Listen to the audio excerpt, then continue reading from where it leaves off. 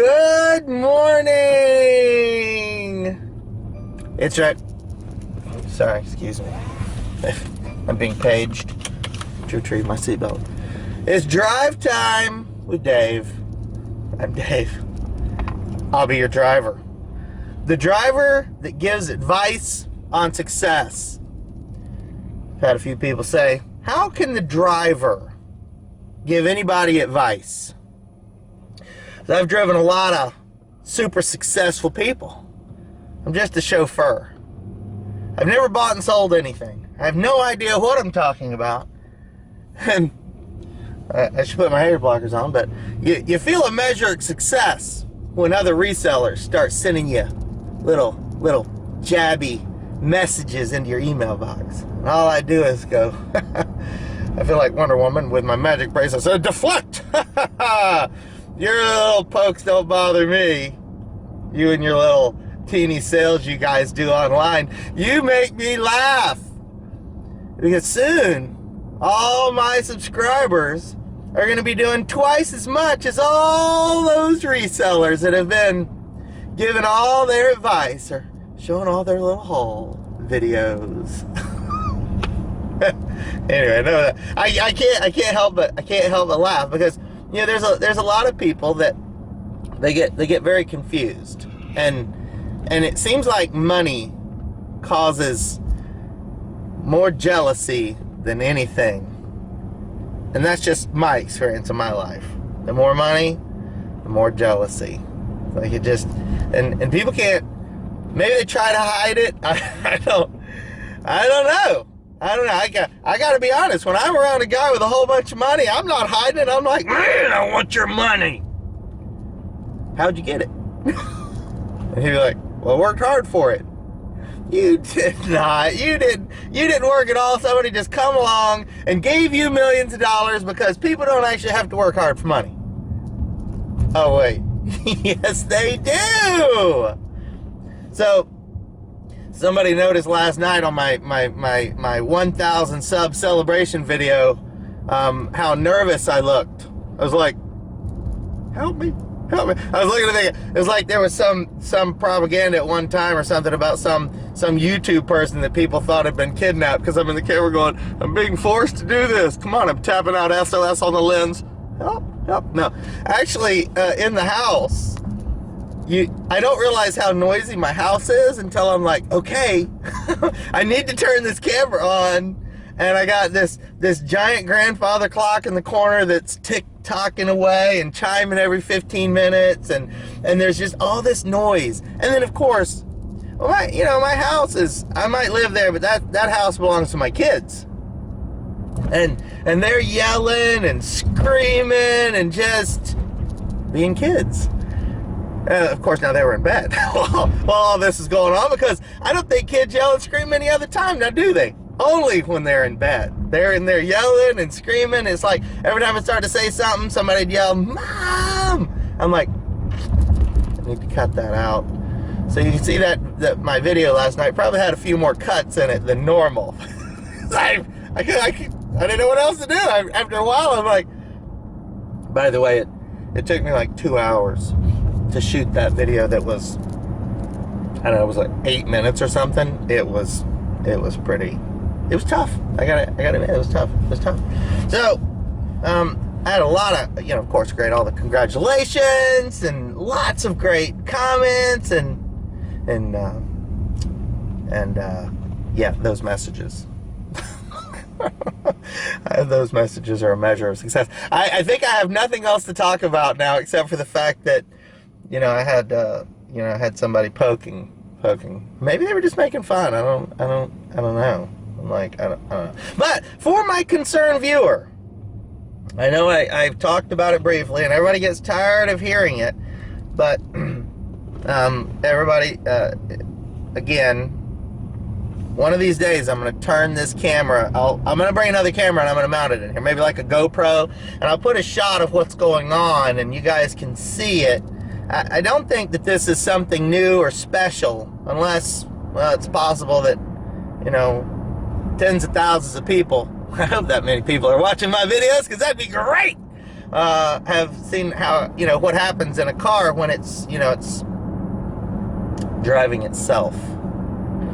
And then there was somebody actually linked me over an article saying, well, you know, even cars that drive themselves have accidents. Well, yes, I actually had one of those cars. Last year, I had a Tesla Model S, and I opted out of it the radar guidance system that allows the car to drive itself.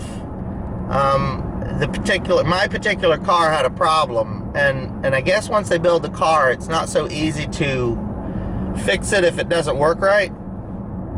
So I ended up, they were very gracious. They took the car back, and I went to Mercedes and said, hey, I need a car that can drive itself. And Mercedes says, right, there's the car, sir. Just, you know, sign right here. I did. I'm like, you guys don't even want any money? They're, no, we don't need money. You just sign right here. Sweet. So the car has, you know, whatever, 1,000 sensors around the outside of it, measuring speed and wind temperature, and it's monitoring all the cars and the speed the other cars are coming up on me at all times. You know, the only reason I'm going into this morning's like not my normal, you know, drive time, but there's, you know, I understand everybody's like, hey, we don't want anything to happen to this guy, so maybe you should make more videos at home. I'm like, yeah, well, making videos at home may prove more difficult than I had anticipated based on the current state of my home. Anyway, so there's plenty of sensors and safety mechanisms, and I turn all the dings and chimes off while I'm driving, or otherwise it'll come up on the, you know, you guys, you'll hear it every time I start to go out of a lane. If the car veers over a little too far, there's two systems in the car. One starts pulling it back over automatically without me doing anything. So, you know, it's like, I'm not sitting here driving with my knee. I'm not doing any of that. It has laser guided cruise control where it measures the speed between me and the car in front of me, so I don't get too close. And if that car stopped quickly enough, my car starts stopping too. Anyway, all right, okay. So, what are we going to talk about? Growth. Yes, we're going to talk about bringing someone in, and it's not about the work they're going to do. It's about the work you're going to do. Managing employees, or in your case, an employee. So years ago, when I first got started, I would make the terrible mistake of hiring my friends or my family. I can tell you that at the time it seemed reasonable. You know, I had some friends that needed a job or they needed extra money. Which links me back to the very beginning of the video about jealousy, and that's what that was the whole pretense of this video until I got off on my other, you know, I know it's ridiculous. Right.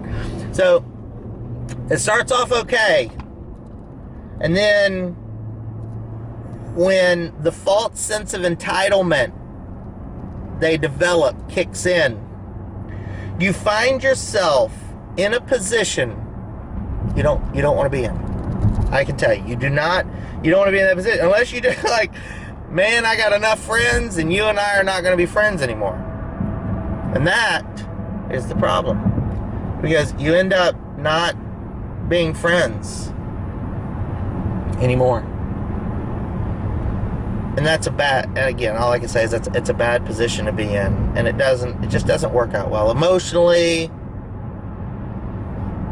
it's terrible, because then you think of a friend that you pick out any one of your friends you've been friends with for half a lifetime, and you let them come to work for you part-time.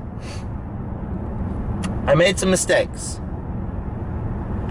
I made the mistake of not making my expectations clear. Whether it's your friend or your family or someone off the street that you hire, make sure you are clear and concise. Right there, right here it is. Here is your job outline. You sit down and you write out a nice piece of paper. It says, this is going to be the job, this outline, these are the hours, this is everything that I expect. What I expected was that I was going to find me. I expected that my friends or my family was me, and they were going to come in and they were going to be like, oh my gosh, oh, well, you know, we need to get all this listing done, and we need to pack all these boxes, or we need to order more boxes. We need to order additional packing supplies. We need to order printer paper. We need to take care of this. We know how to answer customers when they have complaints or questions, but they don't, because it was not in their best interest to know how to answer. And some people think when you're on this side of the transaction, you just say whatever you want. I've got an unhappy customer. You know, it's that unhappy customer. I'm the unhappy customer, and I'm in Outback, and my food comes out wrong. Everybody handles that differently. The manager comes over, I'm so sorry, let me buy you dessert. I don't want free dessert. What I want is for my food to be right. And what I would like you to explain is that you're going to work very, very hard for me, the customer, to make it right. Right. The manager, this is a terrible analogy. The manager is the drop shipper. That's right. He's a drop shipper. Because somebody else in the back, that's right, they were the cook. And here we go. So you got a guy right in the middle. Now that drop shipper or that employee that's answering those emails, it doesn't matter.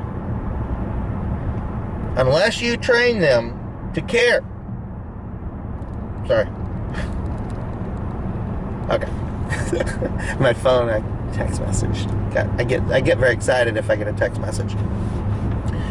So, keeping that in mind as I reiterate my point about drop shipping, customer service, hiring friends and family, I could go on and on and on about the pitfalls and the dangers of friends and family and not making expectations clear. Now, if you make your expectations clear, like, hey friend, you and I have been friends a long time, I need some help, and you want to come in and help, this will not be permanent. No, it will not be permanent. You don't want that. No. They can get started. You know, you can go hire more people, but here's what's going to happen. They're going to, once they get hooked on the money, then you got yourself a new set of problems, because now they want it to be permanent. And what happens when they start working less and less? Here we go. No more friend. See? No matter how you frame it, how you shape it, how you size it up, if you put it in that box and it's just a little too tight and you can feel the sides bulging, you got to stop right there. I stop right there and we repack it in a little bit bigger box, and we use a little bit more packing. Some people don't do that. Some people will stuff something right in there and it'll bulge the sides out, and then by the time it gets wherever it's going, it's damaged. Well, that's what happens to friendships. Drop shipping.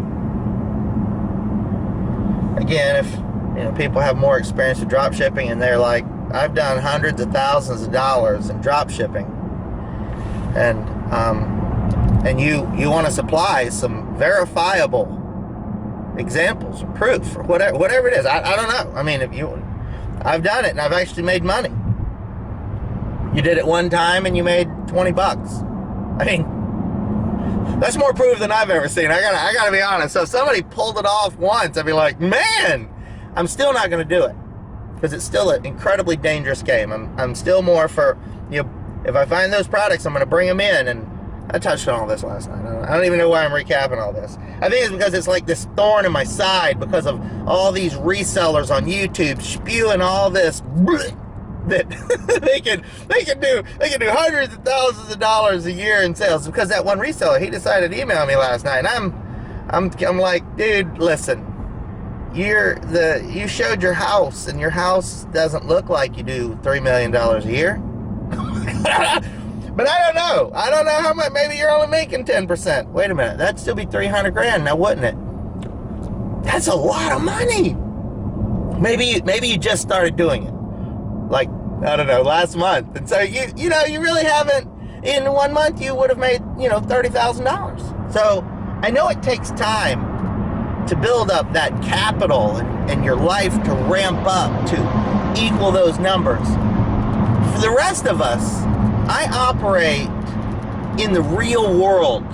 I don't need to get on YouTube and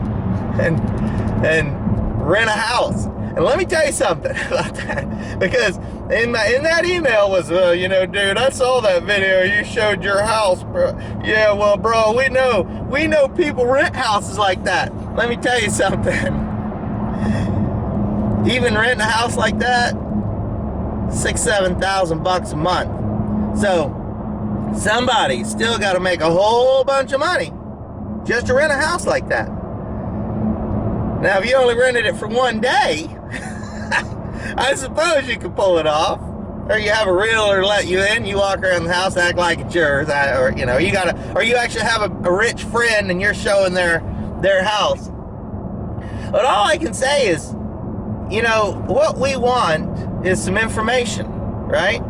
And I know it doesn't matter whether somebody's doing $3 million or $200,000. If you're doing $200,000 in sales, that's awesome.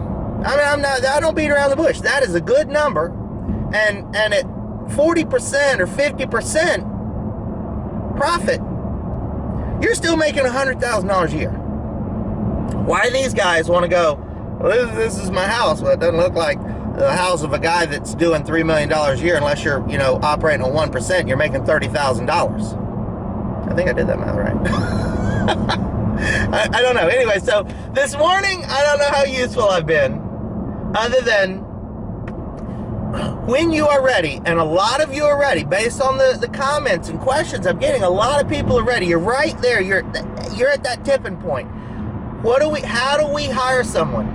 Sit down and frame up that job. Write it all out. Write yourself an email, write yourself a note, put a bunch of post-it notes up, right? Clean up an area. I personally would, you know, have a laptop and I just set it up at the dining room table, right? I could have whoever it is come in every day. You're gonna sit. This is where you're gonna sit down and work at the dining room table. And I put all the stuff there for you, and you'd start making listings, and you're gonna put little tags on this stuff. So we've got a little inventory control, so we'll know which listings this stuff goes with. Seems reasonable. And that's how we're gonna get started. And in 30 days, I'm going to pay you for 30 days, and we're going to see how this goes. Listen, you can't really tell people, hey, your job is only going to be 30 days, because they're going to be like, what? Well, I need a job that's going to last. I mean, that's what everybody wants to believe. You know, if it's one of your friends, well, then you just say, hey, this is an experiment. I can, you know, it's going to make you a little extra money, and then you have 30 days. If it doesn't pan out, then that's going to, you know, I can't continue this. You know, and if it's your friend, they'll be like, okay. Make sure you stick to it, because if you don't, that's bad. Right. So, and that's just the simple steps. You have to frame out your expectations so you understand. So when you go to change it, somebody's going to say, hey, there's none of that in here. And you know what? You're absolutely right. You're absolutely right. So again, very, very, very important point. Not to try to wing it. Just don't think you're going to bring somebody in. Make sure you have enough material.